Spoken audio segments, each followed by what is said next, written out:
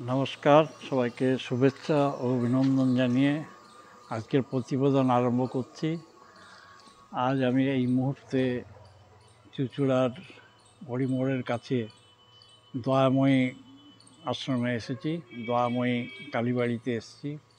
বহু সুপ্রাচীন এই কালীবাড়ি, বিরাট চত্বর নিয়ে কালীবাড়ি এবং তার সংলগ্ন কিছু শিব মন্দির আছে, সেগুলো আমি দেখছি এবং আপনাদের যতটা সম্ভব তুলে ধরার চেষ্টা করছি।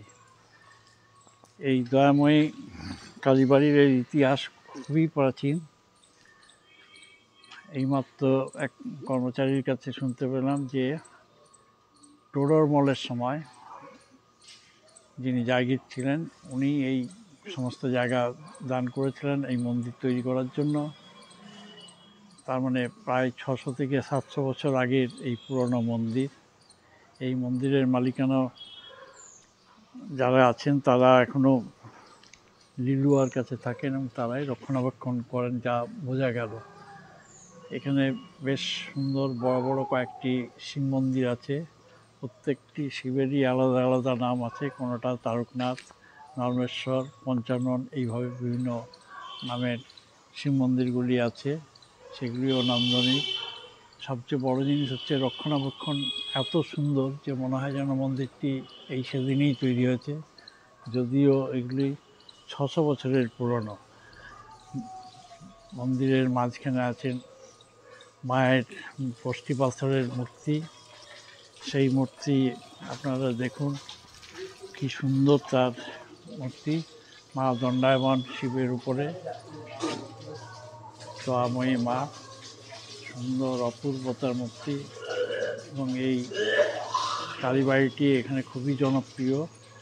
ভোর থেকে খোলা থাকে, সকাল 5:30 থেকে মোটামুটি রাত্রি 8টা পর্যন্ত খোলা থাকে। সমস্ত সময়সূচি কিন্তু দেওয়া আছে। আমরা এই চত্বরটি খুব সকালে এসেছি। এর মধ্যে আমরা দেখলাম যে বহু ভক্ত তারা এই মন্দির চত্বর ঘুরে গেলেন। তারা তাদের অর্ঘ্য বা প্রণামী দিয়েও গেছে। খুব মনোরম পরিবেশে এই মন্দিরটি চুঁচুড়ার মাঝে, চুঁচুড়া সদর কেন্দ্রিক জায়গায় যে এত সুন্দর একটা মন্দির আছে তা আমার জানা ছিল না।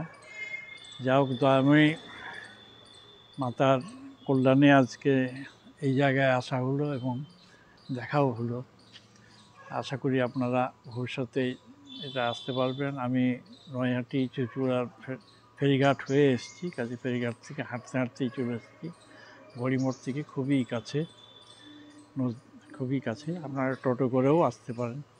যা হোক, খুব কম সময়ের মধ্যে ফেরিঘাট থেকে আমি এখানে চলে এসেছি এবং আমার খুবই ভালো লাগলো এই জায়গার পরিবেশ, এর নান্দনিক ভিউ এবং এই সমস্ত জায়গায় যে পুরনো অশ্বত্থ গাছ আছে সেটিও দেখার মতো। এই জায়গায় বহু লোক মানত করে বোঝা যাচ্ছে, তারা ঢিল বা কিছু বেঁধে রাখে, সেটাও বোঝা গেল।